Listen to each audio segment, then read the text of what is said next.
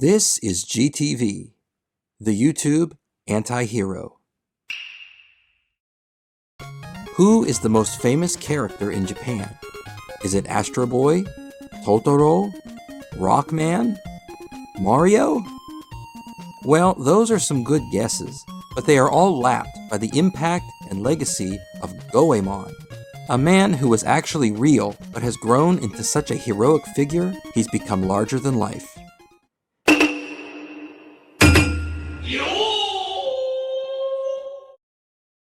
Ishikawa Goemon is a man that has made quite a name for himself over the last 400 years, with his body of work including, but not limited to, books, movies, anime, video games, t-shirts, and all kinds of tchotchkes. He'd probably die from shock if he ever knew about any of it. While the man was alive, very little was actually known about him, and only many years after his death did the name and legacy pick up steam. But let's try to give a clear, accurate description of Goemon, separating fact from fiction as much as we can. What has been pieced together from historical accounts is that Goemon was born as Sanada Kuranoshin in Japan in the year 1558. The 1500s were near the end of the Japanese feudal period, known as the Warring States or Sengoku era. Goemon, then known as Sanada, began studying the art of ninjutsu at age 15 to avenge his father, Ishikawa Akashi, a samurai. Under the training of Momochi Sandayu, Goemon learned martial arts and combat skills. He was forced to leave, however, when his master, Sandayu, caught him in the act with one of his mistresses, after which he changed his name to Goemon, moved to the Kansai region of Japan, and led a group of rogue bandits who would steal from the wealthy and well-to-do, giving away whatever he didn't need until his next big bounty.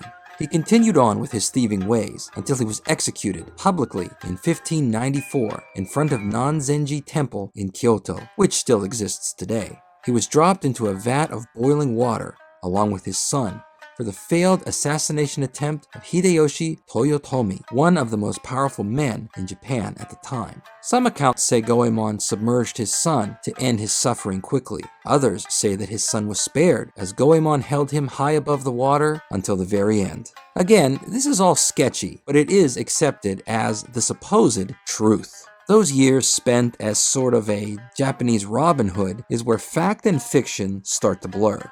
In the 400 years that followed, literary works featuring the name of Goemon began to appear. In biographies of Japanese noblemen, and later kabuki plays and poetry, Goemon shows up every now and then. Even in the early 20th century, films were made with Goemon as a character. More fantastical accounts give Goemon superior senses and superhuman strength, all while fighting against the powers that be, and usually winning. Now that you know a little bit about who Goemon is, let's set up for the next act. Probably what you came here for, the games. Time for a brief intermission. この番組はご覧のスポンサーの提供でお送りします。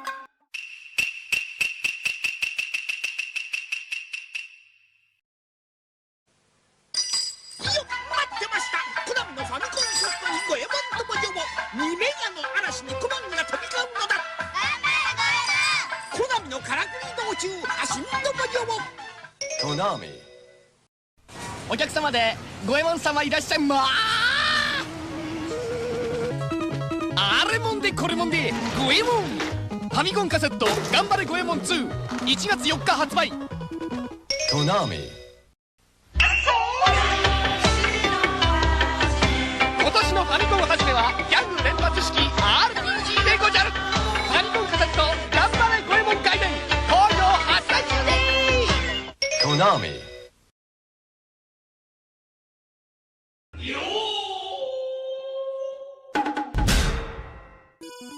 Goemon had already been established as a legend in Japan centuries before the era of video games. But when games boomed for the first time in Japan, Goemon came along for the ride. It made sense to turn Goemon into a gaming character.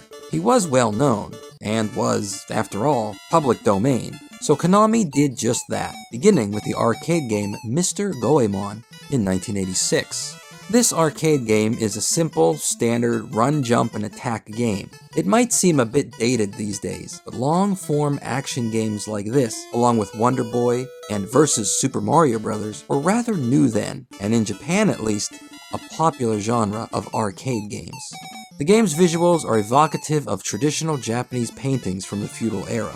Mr. Goemon would set as a standard at least one thing found in all other games.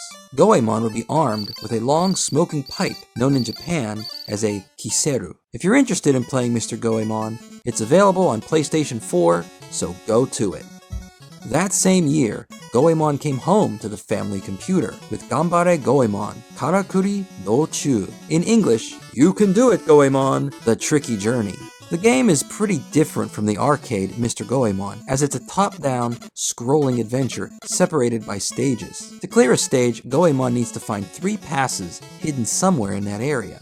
In 1987, a version of the game was released for the MSX home computer. It added a 2-player option, where player 2 takes the role of Nezumi Kozo, real name Jiro Kichi, another real-life bandit hero whose life was similar to Goemon's, who also became a legend after his own public execution, though he lived in the 1800s. His appearance is a caricature of a standard thief seen in all forms of Japanese media. The MSX version also features more and different levels than the version on Family Computer.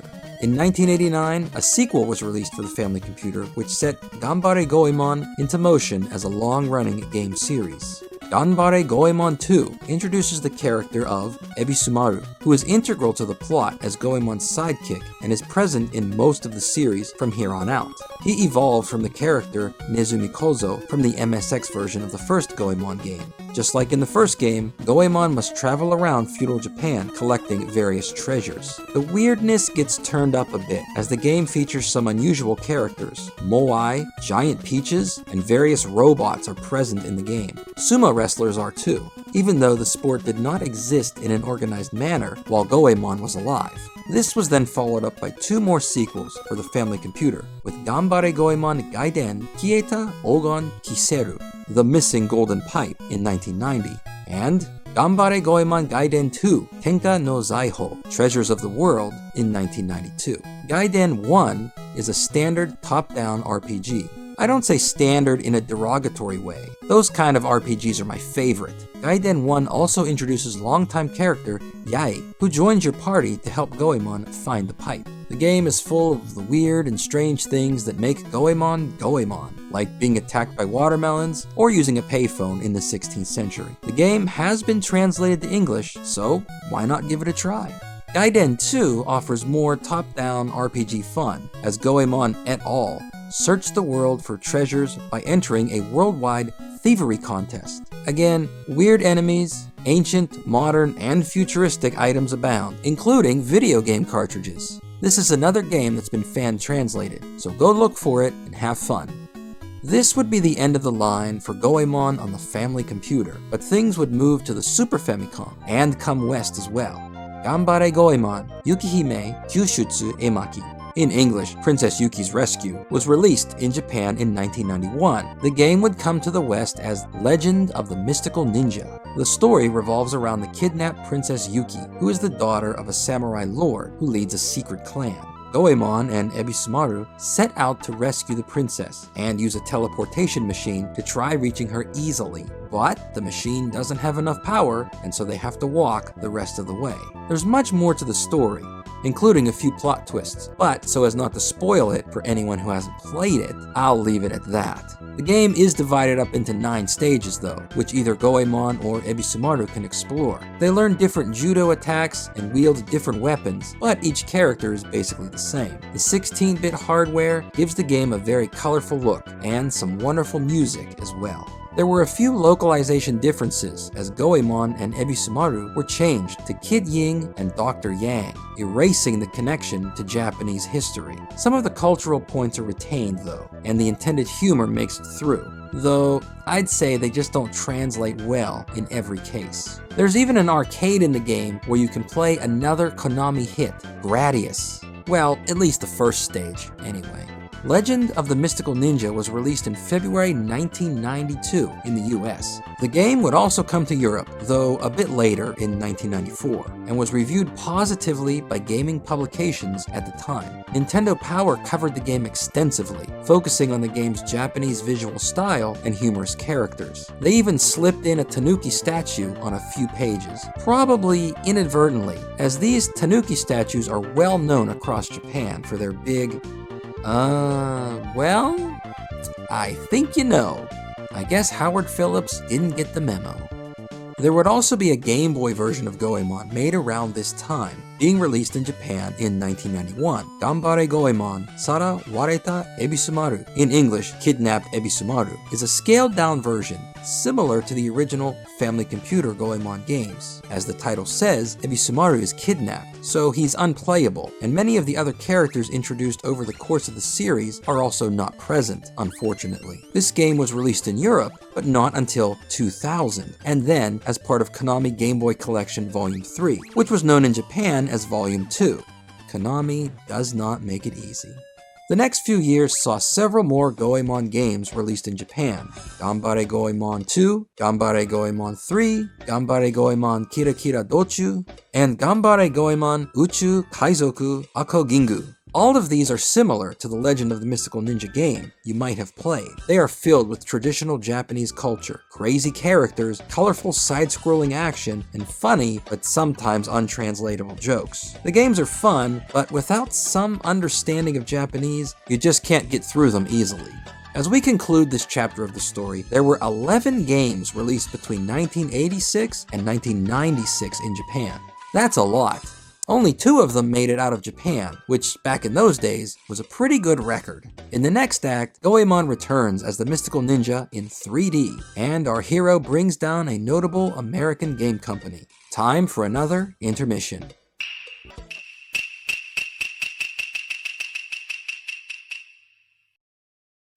Goemon 5周年ドバッときたもんだスーパーファミコン頑張れゴエモン雪姫救出絵巻好評発売中コナミよっしゃ目指す人生男頑張れゴエモン2これや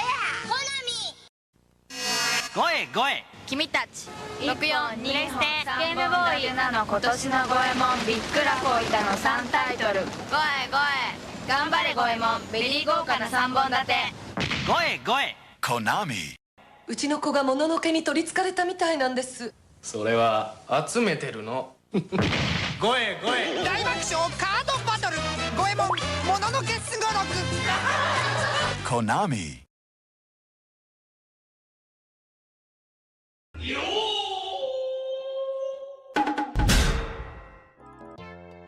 Goemon was a well-established hit game series in Japan by the mid-1990s. It had slight success in the US and Europe, but by the end of the 16-bit era, Legend of the Mystical Ninja had mostly faded away from memory. But the game would be reborn in 1997 when Mystical Ninja Starring Goemon, as it was called in English, would be released for both the N64 and Game Boy. They were actually 2 separate, distinct games, and in Japan were titled as such, with Ganbare Goemon Kurofune to no Nazo being released for the Game Boy, and Ganbare Goemon Neo Momoyama Bafuku no Odori being released for the N64. These titles are really long, by the way. Where was I? In Kurofune to no Nazo, Mystery of the Black Ship Gang, Yae is kidnapped, and it's up to Goemon to rescue her. Being a Game Boy game, it's rather short, only 5 stages, but also featured Super Game Boy compatibility. In English, the game was titled Mystical Ninja Starring Goemon, the first time in the US that the Goemon name was used, and the Japanese artwork was featured on the box. Talk about progress.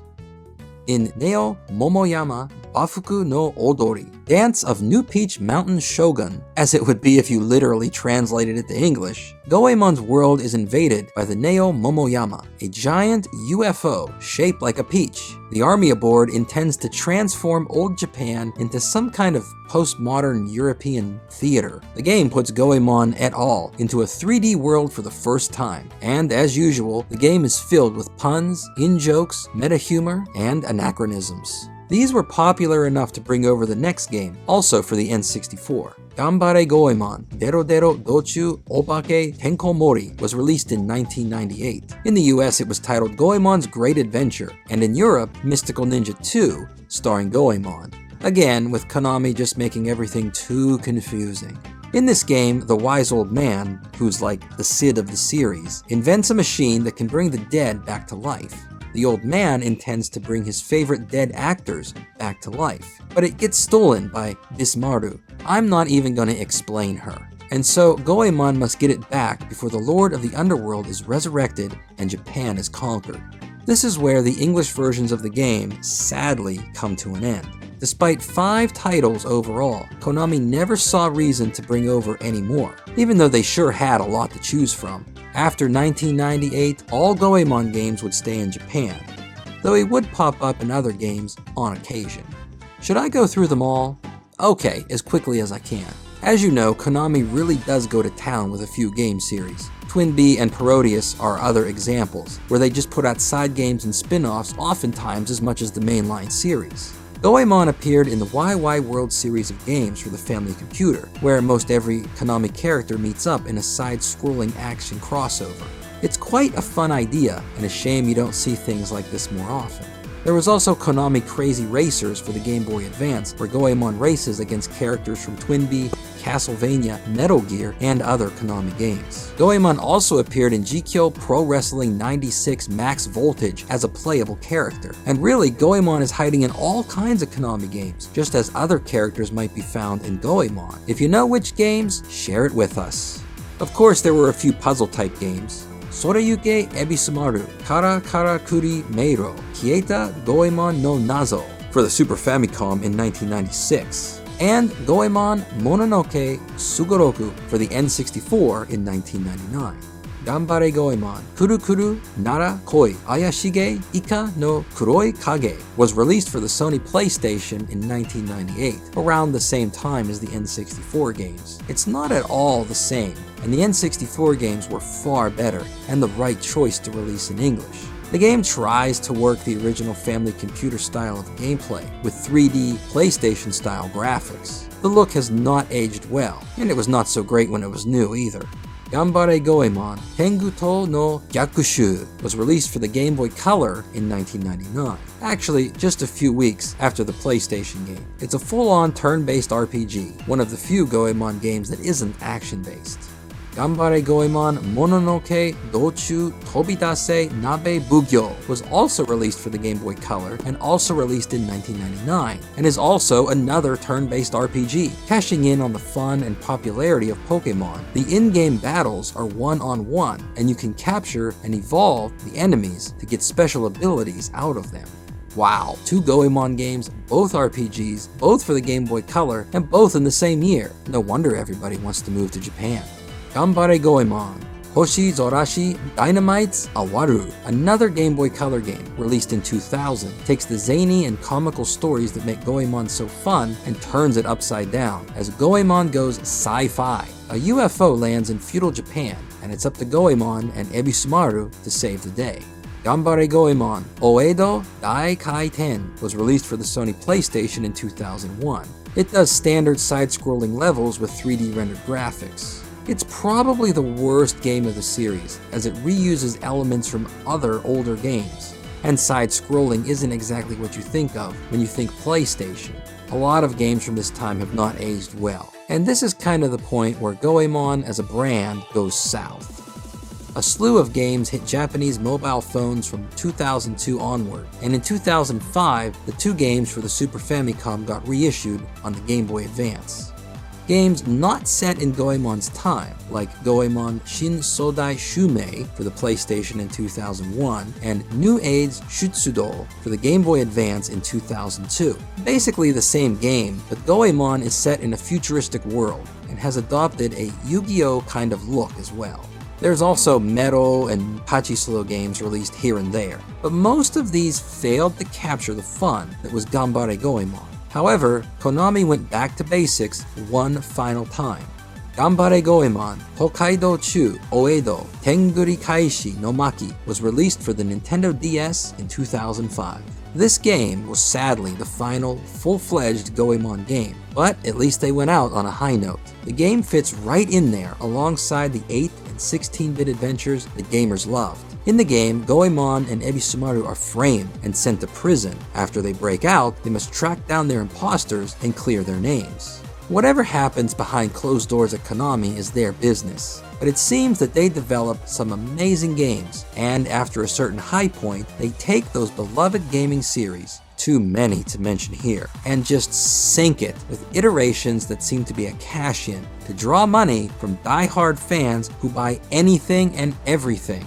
And after ruining the legacy enough, they realize that they need to right the ship and put out the kind of game that got a fan base in the first place. But by then, so many fans have been turned off, they won't even try the games that were meant just for them so that they could come back and act like nothing ever changed.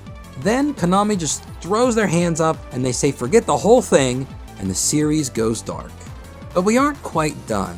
I know I say that in a lot of videos. There is one more game not covered yet. I saved it for last, and for good reason, because it's worth setting aside some time to talk about. Among the deviations from the classic Ganbare Goemon formula, Konami tried a mature game akin to the Legend of Zelda series of games. Oken Jidai Katsugeki Goemon was released for the PlayStation 2 in December 2000. In Japan, the game wasn't a hit and it wasn't poorly received either. It was just released alongside the waterfall of games I just talked about. It kind of just came and went. However, there were serious attempts to localize the game for American audiences by Working Designs. For a certain type of game fan, Working Designs was the greatest publisher out there. They took the risks of localizing and releasing games that were heavy on Japanese text and voiceovers, meaning they'd be very expensive to produce. And these games were made for hardware that wasn't always very popular. These games, which were destined not to be major hits, were then often given deluxe packaging and bonus items that were commonly done in Japan, but in America were not, at least back then. The whole venture meant bringing out games that would barely turn a profit, but ones that fans would absolutely love. Working Designs showed interest in bringing this Goemon game to America, first announcing their intentions in 2002. The game stayed on its list of upcoming releases throughout 2003 and 2004, while other lavish, expensive sets like Arc the Lad Collection and Growlancer Generations were released. During this time, little news about Goemon came out, but eventually, by the end of 2005, Working Designs announced that Sony of America had rejected the game for release, due in part to the game's graphics, age, and perceived lack of marketability to American audiences. According to Victor Ireland, president of Working Designs, quote, "If I can't guarantee that the games I personally choose for us to release in the US can actually get approved and come out, there's no business to be done. Sony has made it clear they do not want the details of their dealings with any publisher made public. Suffice to say that you would buy the game we wanted to sell if we could sell it." That's about it for the Goemon series of games, but there's still so much more. The game series led to anime and manga series, plus Goemon appeared in all kinds of other media over the last 100 years. All coming up after a short intermission. この番組はご覧のスポンサーの提供でお送りします。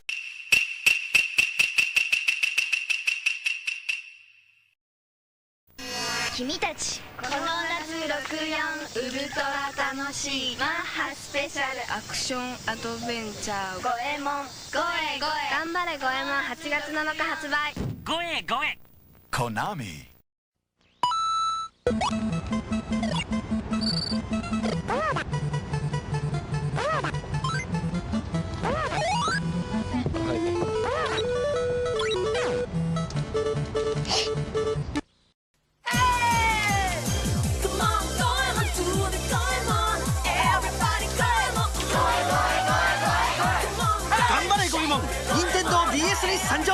6月23日発売。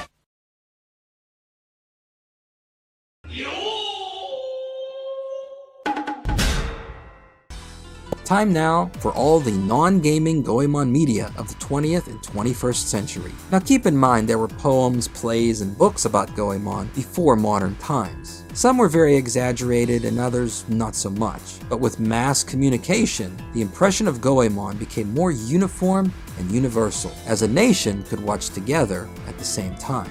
First, the Ganbare Goemon games gave us several manga series released throughout the 90s. One 30-minute OVA anime episode was produced in 1993, Ganbare Goemon, Jigenjou no Akumu. In English, The Nightmare of the Dimensional Castle. Goemon and Ebisumaru investigate a mysterious castle that has appeared out of nowhere on the outskirts of Edo town. Inside, they must face a series of challenges, and funny enough, they involve playing out scenes from 3 Konami games, Castlevania, Gradius, and Twinbee. This was followed by Ganbare Goemon Chikyu Kyushutsu Sakusen in 1998. In English, Goemon Saves the World. In the story, Goemon must literally save the planet, as all the children of Edo are hypnotized by the evil Seppuku Maru and begin littering and throwing garbage all over the town. But beyond these 2 short videos, there was a full weekly Goemon TV anime series in Japan in 1997, simply called Anime Ganbare Goemon. The show had 23 episodes, which followed the adventures of Goemon, Ebisumaru, and friends as they fight against the evil Makamuge in a strange crossover between the game world and the real world. This anime show was dubbed into English and retitled Legend of the Mystical Ninja. The release of this show coincided with the release of the N64 games as well. On the week of the finale, an album of music from the show was released, featuring the single You're Mine by Non Keys, which was the opening theme of the show. There are several films that depict Goemon, either as a background character in passing or front and center. The novel and film series Shinobu no Mono from the 1950s revolves around the life of Goemon. The movie plays up his skilled ninjutsu abilities, and at the end of the final film, Goemon escapes execution by paying another man to be killed in his place, leaving Goemon to live on, possibly forever. The legend had a modern retelling in 2009 with a film simply titled Goemon. In this film, our hero is a loyal soldier to Oda Nobunaga and is entrusted as his niece's bodyguard. He finds a treasure map sealed in an ancient box and searches out to find it. The film has received an English dub, and since it's fairly modern and pretty good, I won't spoil it any further for those who might like to see it. In the manga and anime versions of Lupin III, there's a character called Goemon Ishikawa the 13th. When this character makes his debut, he's an adversary of Lupin, but later gains his trust and the two become allies. This character takes the belief, in part, of the legend of Goemon's demise that the original Goemon was able to save his son by holding him above the boiling water, after which he was shown mercy and allowed to live, making Goemon Ishikawa the 13th a descendant of the original mystical ninja. And while we're on the topic of Goemon's death, his name is attributed to a type of bathtub commonly used in Japan. The Goemon Buro, or Goemon bathtub, is a large, deep bath that has been used in Japan for centuries. Some places out in the country still have them. And there is so much more. I mean, I could really go on for eternity. But there is one more thing worth mentioning. Goemon has his own restaurant. First opening in 1976 with over 200 locations across Japan and with locations in Singapore and Korea, you can visit a Yomenya Goemon. What's on the menu? Spaghetti, done with a mix of both Italian and Japanese style. I don't know any other way to end this video than with this. You never know how you'll be remembered long after you're gone, so live it up and leave your legacy, because who knows how the future will treat you.